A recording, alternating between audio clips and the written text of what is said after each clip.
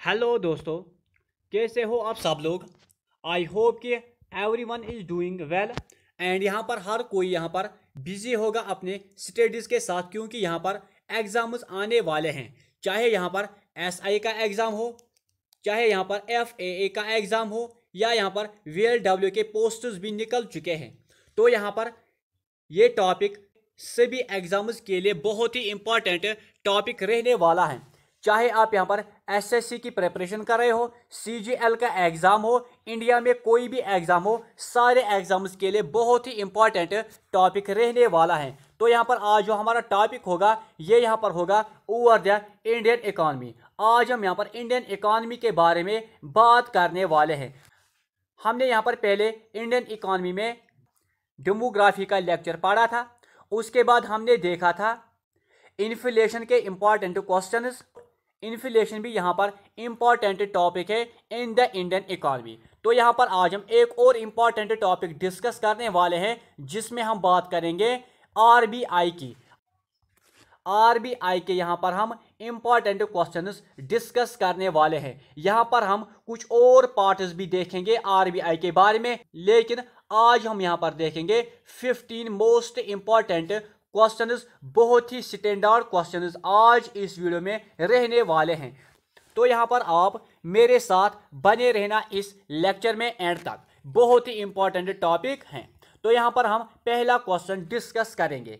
तो पहला क्वेश्चन हमारे पास है, which of the following is a step. मेरे दोस्तों, स्टेटमेंट को समझना, क्योंकि जब हमें यहाँ पर स्टेटमेंट है ये क्वेश्चन समझ में आएगा, तभी जाकर हम यहाँ पर इस क्वेश्चन का आंसर कर सकते हैं।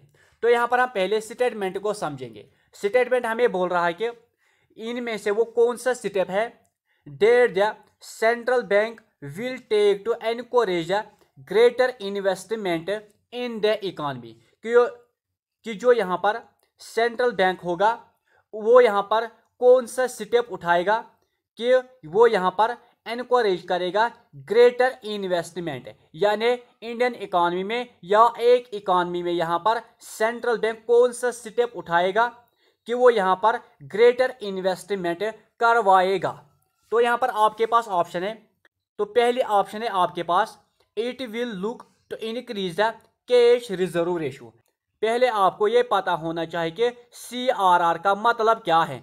तो ये यहाँ पर है कैश रिजर्व रेशियो। जो यहाँ पर कैश रिजर्व रेशियो है ये क्या होता है, ये आप सिंपल में याद रखोगे कि ये यहाँ पर जो बैंक्स होंगे इंडिया में, उनको यहाँ पर कुछ डिपॉजिट करना है, उनको यहाँ पर कुछ डिपॉजिट करना है टू द आरबीआई। इसी को हम बोलते हैं कैश रिजर्व रेशियो, यानी उनको यहाँ पर सेंट्रल बैंक के पास कुछ रिजर्व रखना है। लेकिन यहाँ पर CRR के ऊपर कोई भी इंटरेस्ट आपको नहीं मिलने वाला है, यानी इंटरेस्ट आपको नहीं मिलने वाला है ओवर द CRR। क्योंकि ये क्वेश्चन भी बहुत बार आ चुका है कि क्या CRR के ऊपर बैंक्स को इंटरेस्ट मिलता है या नहीं मिलता है। तो आप यहाँ पर आंसर करोगे no interest on CRR।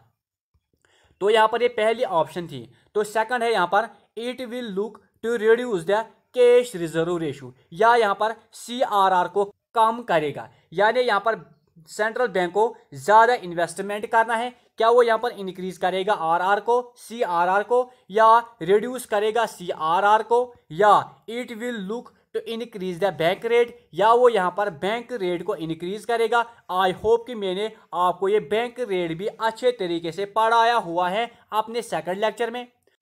Third option है, it will look to sell the government securities in the open market. तो ये भी यहाँ पर आंसर नहीं हो सकता है। इसका जो राइट आंसर है मेरे दोस्तों वो यहाँ पर ऑप्शन बी है। जो यहाँ पर ऑप्शन बी है, यहाँ पर इसका मतलब है कि जो यहाँ पर गवर्नमेंट होगा, जब वो यहाँ पर CRR को कम करेगा, जब वो CRR को कम करेगा तो यहाँ पर जो बैंक्स होंगे उनके पास ज़्यादा मनी रहेगी। उनके पास जब ज़्यादा मनी रहेंगी तो यहाँ पर लोगों को ज़्यादा मनी देंगे। जब वो लोगों को ज़्यादा मनी देंगे तो यहाँ पर मार्केट में ज़्यादा पैसा आएगा। जब मार्केट में ज़्यादा पैसा आएगा तो यहाँ पर इन्वेस्टमेंट भी बहुत ही ज़्यादा होगा। आई होप कि आपको यहाँ पर एक क्लियर हुआ होगा कि कैसे यहाँ पर सेंट्रल बैंक इन्वेस्टमेंट को और ज़्यादा बढ़ा सकता है, क्योंकि अगर आप CRR ज़्यादा करोगे तो बैंक्स के पास पैसा कम रहेगा, वो यहाँ पर लोगों को पैसा कम देंगे तो इन्वेस्टमेंट भी यहाँ पर कम ही होगा। इसलिए यहाँ पर क्या होगा, यहाँ पर CRR को कम करेंगे, पब्लिक के पास पैसा ज़्यादा आएगा, वो यहाँ पर ज़्यादा इन्वेस्टमेंट कर सकते हैं। आई होप कि आपको यहाँ पर ये पहला क्वेश्चन क्लियर हुआ होगा। तो यहाँ पर हम नेक्स्ट क्वेश्चन देखेंगे, क्वेश्चन नंबर 2 इंपॉर्टेंट क्वेश्चन है। Which of the following is a step that the central bank will take to increase the overall availability of credit. जो यहाँ पर सेंट्रल बैंक होगा, अगेन सेंट्रल बैंक की बात हो रही है कि वो यहाँ पर कौन सा स्टेप उठाएगा कि वो यहाँ पर ओवरऑल अवेलेबिलिटी ऑफ क्रेडिट को यहाँ पर इंक्रीज करेगा। तो यहाँ पर पहले आपके पास ऑप्शन है, it will sell the government securities in the market. जो गवर्नमेंट के पास अपनी सिक्योरिटीज होती हैं वो यहाँ पर उनको सेल करेगा मार्केट में। सेकंड है आपके पास, it will buy more government securities from the market. Third है आपके पास, it will raise the reverse repo rate. क्या वो यहाँ पर रेज करेगा, उठाएगा रिवर्स रिपो रेट को, या it will raise the repo rate. तो यहाँ पर आप मेरे दोस्तों इस क्वेश्चन को समझो, यहाँ पर जो ऑप्शन ए है ये इसका राइट आंसर है। कैसे है, it will sell the government securities in the market. जब यहाँ पर मार्केट में गवर्नमेंट सिक्योरिटीज आएंगी तो यहाँ पर क्या होगा, जो यहाँ पर अवेलेबिलिटी ऑफ क्रेडिट होगा वो यहाँ पर ऑटोमेटिकली इंक्रीज हो जाएगा। क्योंकि यहाँ पर क्रेडिट का मतलब क्या होता है, आपके पास एक अकाउंट तो होगा ही होगा, क्योंकि हर किसी के पास अकाउंट होता है। यहाँ पर जब वो बैंक के पास जाएगा, या तो वो यहाँ अपने अकाउंट में पैसों को ट्रांसफ़र करेगा, या वो यहाँ पर डायरेक्टली उसमें पैसा डालेगा। जब उसको एक मैसेज आ जाती है, या हम यूँ कह सकते हैं कि उसका जो अकाउंट होता है वो यहाँ पर क्रेडिट होता है, बिकॉज ऑफ मनी। तो यहाँ पर नेक्स्ट क्वेश्चन है, मैंने आपको पहले ही बोला कि यहाँ पर आज इस लेक्चर में आपको स्टैंडर्ड क्वेश्चंस मिलने वाले हैं। तो यहाँ पर नेक्स्ट क्वेश्चन है, which of the following statement is true about the Indian monetary system. जो इंडिया का मॉनेटरी सिस्टम है, नीचे दिए ऑप्शनों में से यहाँ पर कौन सा स्टेटमेंट आपको सही लग रहा है। तो पहले ऑप्शन है आपके पास, the Indian monetary system is based on the gold standard. यानी जो इंडिया का मॉनेटरी सिस्टम है, क्या ये गोल्ड के ऊपर बेस्ड है, गोल्ड के ऊपर ही फाइज है। सेकंड है आपके पास, the Indian monetary system is based on credit money standard, कि क्रेडिट मनी स्टैंडर्ड के ऊपर बेस्ड है। थर्ड है आपके पास, the Indian monetary system is based on the paper standard. क्या ये पेपर स्टैंडर्ड के ऊपर बेस्ड है, या the Indian monetary system is based on the metallic standard, या मेटल्स के ऊपर ये स्टैंडर्ड हैं। तो आप यहाँ पर खुद अंदाज़ा लगाओ कि जो इंडिया में मनी है वो ज़्यादा किस में है, वो किसके ऊपर बेस्ड हैं। तो आपको ये पता होगा कि हमारे पास ज़्यादा यहाँ पर है पेपर मनी, क्योंकि हमारे पास पेपर मनी सबसे ज़्यादा है। इसीलिए हम यूँ कह सकते हैं कि जो इंडिया का मॉनेटरी सिस्टम है, it is based upon the paper money या पेपर करेंसी। आई होप कि आपको यहाँ पर ये क्वेश्चन भी क्लियर हुआ होगा। तो यहाँ पर नेक्स्ट क्वेश्चन है, which of the following statements represent the main function of central bank in the country. इनमें से वो कौन सा स्टेटमेंट है जो यहाँ पर दिखाता है कि यहाँ पर ये मेन फंक्शन है किसकी, सेंट्रल बैंक ऑफ इंडिया की। तो आपके पास ऑप्शन है, it is responsible for the regulation over the supply of money in the market. जो हमारे पास सेंट्रल बैंक है ये यहाँ पर रेस्पॉन्सिबल है कि ये यहाँ पर रेगुलेट करता है overall supply of money in the market. Second है यहाँ पर, it is responsible for the issuance of notes within the country. Third है आपके पास, it acts as a banker both to the government and to the banks in the country या all of the above। तो जो यहाँ पर main function है हमारे सेंट्रल बैंक की, ये तो यहाँ पर ओवरऑल सप्लाई ऑफ मनी को भी यहाँ पर रेगुलेट करता है मार्केट में, ये यहाँ पर इशू करता है नोटिस को भी अपने कंट्री में, और ये यहाँ पर क्या है, ये यहाँ पर बैंकर है किसके लिए, ये यहाँ पर गवर्नमेंट को भी पैसा देता है, और ये यहाँ पर अदर जो बैंक्स होंगे हमारे कंट्री में उनको भी पैसा देता है। इसलिए यहाँ पर इसका जो राइट आंसर होगा वो होगा यहाँ पर ऑप्शन डी। आई होप कि आपको यहाँ पर ये क्वेश्चन भी कंप्लीट हुआ होगा। तो नेक्स्ट इंपॉर्टेंट क्वेश्चन है, which of the following statement is true about the demand deposits. जो यहाँ पर डिमांड डिपॉजिट है इसके अगेंस्ट में यहाँ पर कौन सा स्टेटमेंट ट्रू है। जो यहाँ पर ये डिमांड डिपॉजिट है, it includes both fixed deposits and current deposit. क्या हमारे पास जो डिमांड डिपॉजिट है क्या इसमें दोनों आते हैं, एक फिक्स्ड डिपॉजिट, दूसरा यहाँ पर करंट अकाउंट डिपॉजिट। दूसरा हमारे पास है it includes both saving account deposits and fixed deposits. Third है आपके पास it includes both current deposits and saving account deposits, या it includes fixed deposits, current deposits and saving account deposits. तो यहाँ पर जो हमारे पास ये अकाउंट है डिमांड डिपॉजिट, इसका जो राइट आंसर है वो यहाँ पर ऑप्शन सी। ऑप्शन सी है, डेट मीन्स इसमें आता हमारे पास current account deposit and saving account deposit. इस चीज को आप नोट करो, ये क्वेश्चन बहुत बार आ चुका है। तो नेक्स्ट क्वेश्चन है हमारे पास, which of the following statement is true about the central bank of the country. अब आपको बोलना है कि इनमें से वो कौन सा स्टेटमेंट है जो कि यहाँ पर ट्रू है regarding the central bank of India.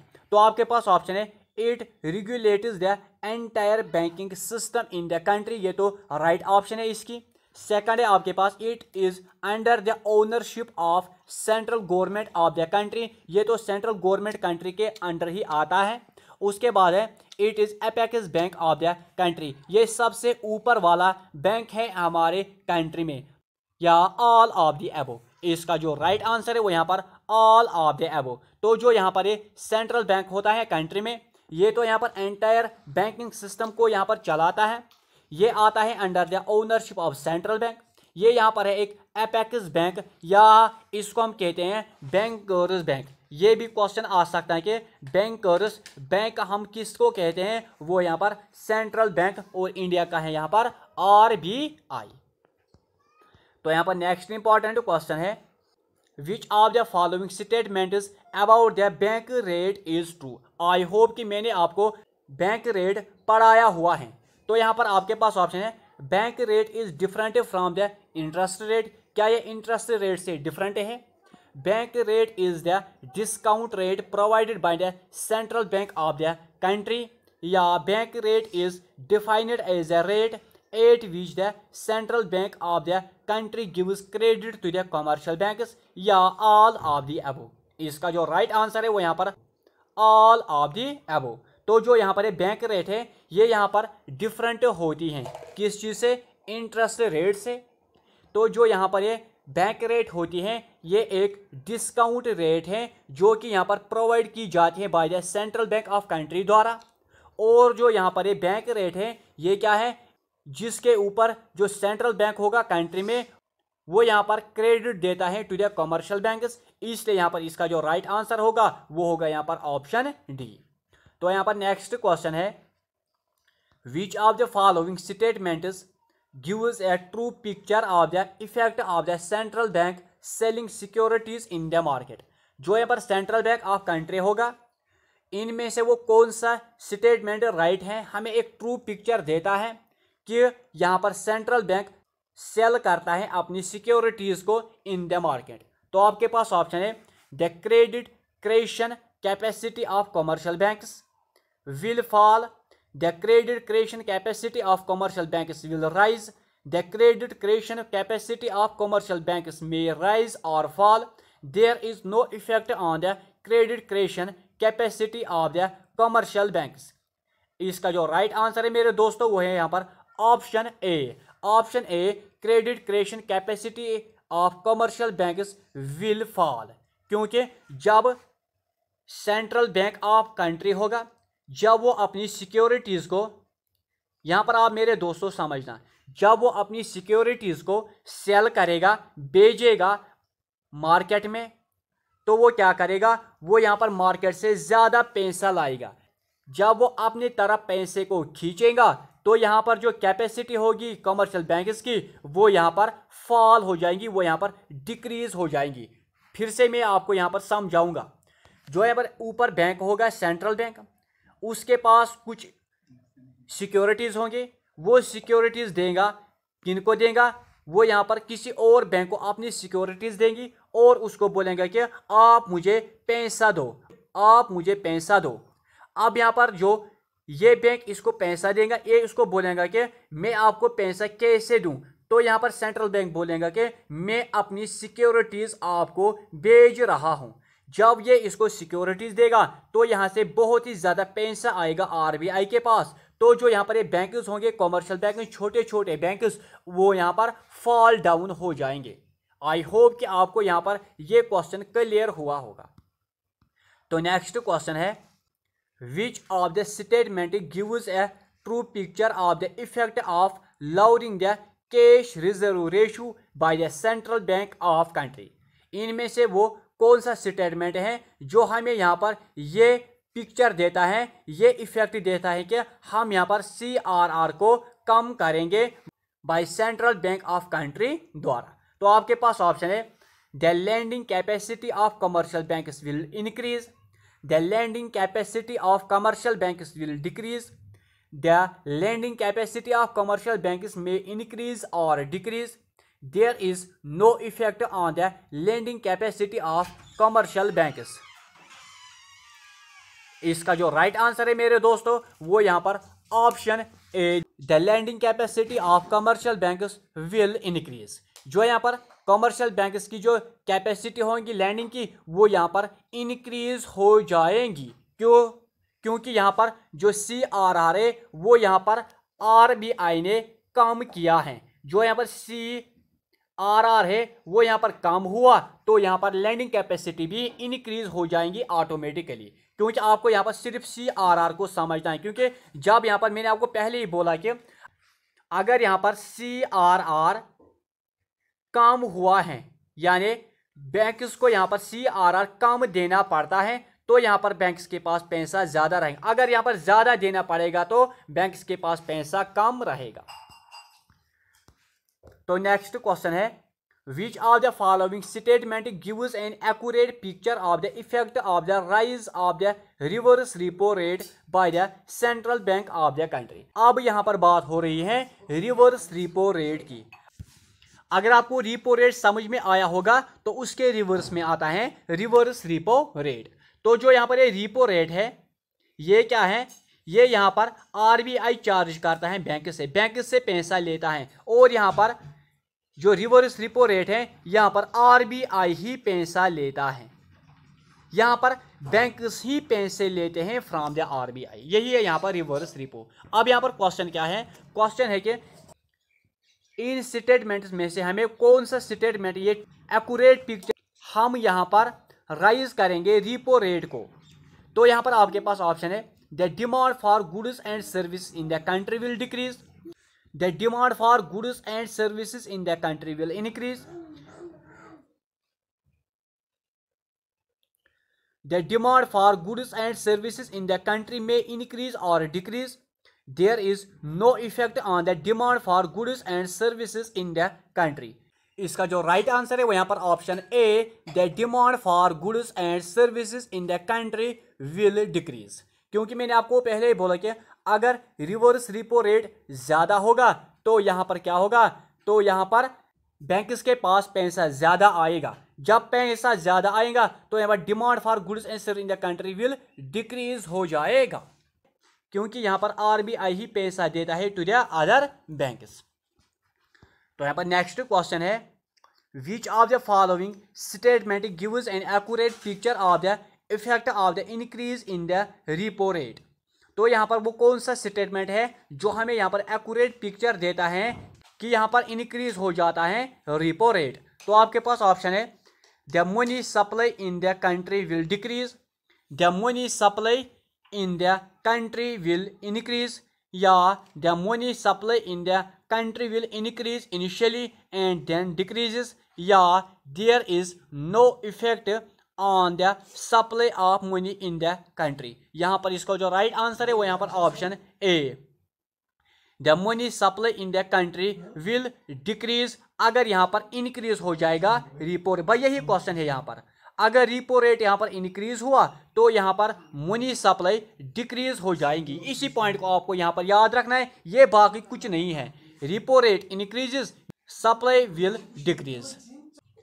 तो नेक्स्ट क्वेश्चन है which of the following statements is true about the credit creation by the banks. अब यहाँ पर कौन सा स्टेटमेंट यहाँ पर सही है regarding the credit creation by the banks. तो आपके पास ऑप्शन है banks create credit on the basis of their total asset.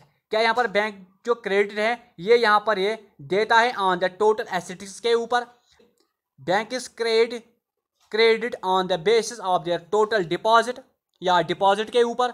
Banks create credit on the basis of their total securities, या banks create credit out of nothing. इसका जो right answer है वो यहाँ पर मेरे दोस्तों ऑप्शन बी है, banks create credit on the base of their total deposit, कि उनके पास कितना डिपॉजिट है टोटल में, तो यहाँ पर वो उसी के ऊपर आपको क्रेडिट देता है। तो नेक्स्ट क्वेश्चन है which of the following is not a function of central bank of country. अब आपको यहाँ पर पहला क्वेश्चन आया इस वीडियो का कि जहाँ पर आपको बोला कि नॉट, यानी अब यहाँ पर नॉट की बात हो रही है, नहीं की बात हो रही कि इनमें से कौन सी फंक्शन यहाँ पर सेंट्रल बैंक ऑफ कंट्री की नहीं है। तो यहाँ पर आपके पास ऑप्शन है being the custodian of the foreign exchange reserves, second है यहाँ पर accepting deposits from the general public, या बोथ ए एंड बी, या both A and B are incorrect. तो यहाँ पर इसका जो राइट आंसर है वो यहाँ पर option B accepting deposits from the general public. तो नेक्स्ट क्वेश्चन है which agency regulates the money supply in India. बहुत ही इजी क्वेश्चन है, बहुत ही आसान क्वेश्चन कि इंडिया में यहाँ पर वो कौन सी एजेंसी है जो यहाँ पर मनी सप्लाई को यहाँ पर रेगुलेट करता है। तो यहाँ पर आपके पास ऑप्शन है क्या गवर्नमेंट ऑफ इंडिया है, क्या कॉमर्शियल बैंक है, क्या रिजर्व बैंक ऑफ इंडिया है, या इनमें से कोई नहीं। इसका जो राइट आंसर है वो यहाँ पर option C Reserve Bank of India regulates the money supply in India. तो यहाँ पर लास्ट क्वेश्चन है इस वीडियो का which of the following statements is true about the money supply. अब यहाँ पर लास्ट क्वेश्चन है कि यहाँ पर मनी सप्लाई के रिगार्डिंग में यहाँ पर कौन सा स्टेटमेंट इनमें से सही है। तो आपके पास ऑप्शन है it is the total volume of money that is held by the government of the country, it is the total volume of the money that is held by the general public of a country over a time period, या it is the total volume of money that is held by the general public of a country at a particular point of time, या all of the above। इसका जो right answer है वो यहाँ पर option see it is the total volume of money that is held by the general public of a country at a particular point of time। I hope कि आपको ये सारे क्वेश्चंस कंप्लीट हुए होंगे। मेरे दोस्तों अगर आपको कहीं पर कोई भी डाउट हो, कोई भी क्वेरी हो, तो आप प्लीज़ कमेंट बॉक्स में ज़रूर लिखना। अभी हम यहाँ पर बहुत कुछ देखने वाले हैं रिगार्डिंग द आरबीआई के बारे में हम और ज़्यादा क्वेश्चन डिस्कस करने वाले हैं। हम देखने वाले हैं मॉनेटरी पॉलिसी जो आरबीआई की है उसके बारे में भी क्वेश्चन। और अब आपके लिए एक क्वेश्चन मैं रखता हूँ इस वीडियो का, क्या आपको बोलना है कि जो हमारे पास आरबीआई है इंडिया में, इसका जो गवर्नर है, जो आरबीआई का गवर्नर है, उसको यहाँ पर कौन अपॉइंट करता है। बहुत इंपॉर्टेंट क्वेश्चन है कि आरबीआई के गवर्नर को यहाँ पर कौन अपॉइंट करता है। आई होप कि आप जरूर कमेंट करके बोलोगे। अब आपको वीडियो कैसा लगा है तो आप प्लीज कमेंट बॉक्स में जरूर लिखना। अगर आप चैनल पर नए हो तो शेयर लाइक सब्सक्राइब जरूर करना। अब हम मिलेंगे अपने नेक्स्ट वीडियो में, तब तक के लिए बाय, टेक केयर।